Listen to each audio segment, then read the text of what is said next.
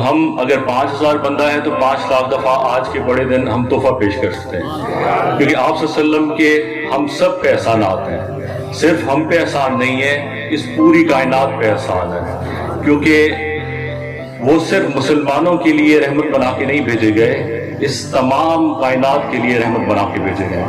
آپ سب سے گزارش ہے اگر آپ ایک 100 دفعہ درود شریف پڑھ کر ہمیں پیش کر دیں گے تو ہماری اس محفل کا کوئی نہ کوئی مقصد جو ہے اور جو ہماری زندگی کا اصل مقصد ہے وہ پورا ہو جائے گا۔ دوسرا یہ کہ میں نے پچھلے سال بھی گزارش کی تھی کہ آپ صلی اللہ علیہ وسلم کی سب سے بڑی خوبی کیا ہے، کس کس کو اندازہ ہے، کس کس کو یاد ہے کہ خوبی کیا ہے؟ ہاتھ کھڑا کریں گے تو پتہ چلے گا، یعنی کہ کچھ لوگوں کو ہے کچھ لوگوں کو یاد نہیں ہے۔ آپ صلی اللہ علیہ وسلم کی سب سے بڑی خوبی ہے سچ بولنا۔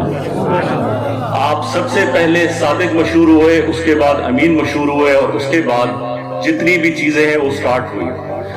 تو اگر ہم اپنی زندگی میں سچ کو لے آئیں گے تو آپ یقین کریں کہ یہ معاشرہ کیا، یہ دنیا بہت خوبصورت ہو جائے گی۔ سچ شروع میں تو بہت مشکل لگتا ہے، لیکن آہستہ آہستہ آپ اس کو پریکٹس کریں تو زندگی بہت آسان ہو جاتی ہے۔ جتنے بھی باہر کے معاشرے ہیں، یورپین کنٹریز ہیں، امریکہ ہے، انگلینڈ ہے، آسٹریلیا ہے، آپ ادھر جائیں تو ادھر سب سے بڑی چیز یہ ہے کہ کوئی جھوٹ نہیں بولتا۔ امریکہ میں سزا جھوٹ بولنے والے کو ہوتی ہے، اور ہمارے یہاں تو جھوٹ بولنا کوئی بڑا عیب نہیں سمجھا جاتا، ہم روٹین میں پتہ نہیں کتنے جھوٹ بول رہے ہوتے ہیں۔ آج کے دن اگر ہم کوشش کریں، میں خود بھی کوشش کروں، آپ سب بھی جھوٹ سے تھوڑا سا پرہیز کریں، سچ بولنے کی کوشش کریں، تو ہماری اس پوری کانفرنس کا مقصد جو ہے وہ پورا ہو جائے گا۔ آپ سب لوگ بہت اچھے ہیں، بہت زبردست ہیں، اور اللہ کا بہت بڑا انعام ہے ہمارے ملک پہ کہ ہم جیسی قوم پوری دنیا میں نہیں ہے۔ ہم میں ایک چھوٹی سی خامی ہے، اس پہ اگر ہم کنٹرول کر لیں تو ہم شاید دنیا کی عظیم قوم بن سکتے ہیں، وہ ہے سچ بولنا۔ سچ یکدم بولنا نہیں سٹارٹ کر سکتا، انسان آہستہ آہستہ کوشش کرتا ہے تو وہ سچ بولنا سٹارٹ کرتا ہے۔ آپ سب سے گزارش ہے اگر کوئی اپنی زندگی میں بہتری لانا چاہتا ہے تو اپنی زندگی میں سچ کو شامل کرے۔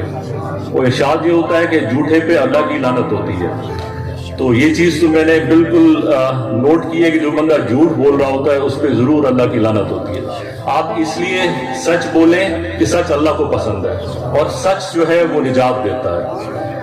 دوسرا، ہماری فاؤنڈیشن کا مقصد یہ ہے، ہم نے بہت کوشش کی کہ ایک ایک بندے کو راشن پہنچائیں۔ پچھلے دنوں کوئی ہم نے 160 بندے کو 10,000 کا راشن ایک ایک بندے کو دیا، تو تقریباً 16 لاکھ روپے کا راشن ہم نے تقسیم کیا۔ ہمیں سمجھ آئی کہ اس طرح سے ملک نہیں چل سکتا، یعنی کہ ہم لوگوں کو راشن دیں تو اس طرح سے کام نہیں چل سکتا، کروڑ روپے کا راشن لگ جائے گا، اور اس سے تھوڑی سی انسان کی سیلف رسپیکٹ بھی جو ہے وہ مجروح ہوتی ہے۔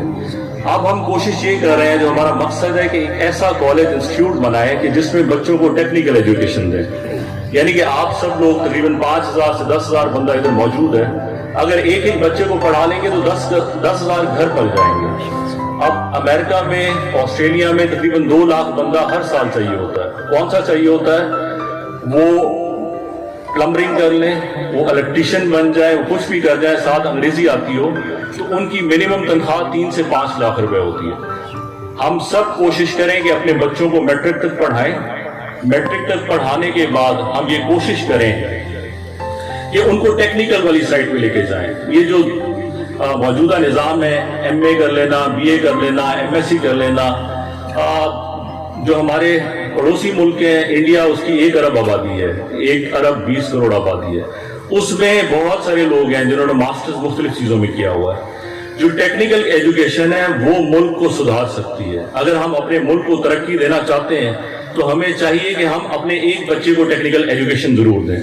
دوسرا ہمارا مقصد ہیلتھ ہے۔ الحمدللہ اویسیا میڈیکل کمپلیکس جو ہے وہ بہترین ادارہ ہے اس ضلع کا، یعنی کہ ہم ڈائگنوز کر کے بتا دیتے ہیں، ہمارے سٹینڈرڈز جو ہیں امریکن سٹینڈرڈز ہیں، ہم ڈائگنوز کر کے بتا دیتے ہیں کہ مریض کو پرابلم کیا ہے۔ ہم فیس کم لیتے ہیں لیکن سٹینڈرڈ وہی دیتے ہیں جو ایک بہت اچھے ہاسپٹل کا ہوتا ہے۔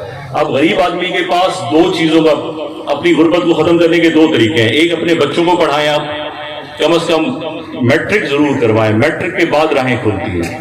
ساتھ آپ حفظ بھی کروائیں، دینی تعلیم بھی کریں، مدارس بھی بنائیں، دین بھی کا علم بھی حاصل کریں اور دنیا کا علم بھی حاصل کریں۔ ایک دفعہ کچھ قیدی آئے، وہ یہودی تھے، آپ صلی اللہ علیہ وسلم نے ان کو فرمایا کہ اگر آپ ہمارے ایک ایک بندے کو اگر آپ پڑھا دیں گے تو ہم آپ کو آزاد کر دیں گے. اب یہودی نے کوئی دین کا علم تو نہیں پڑھانا تھا.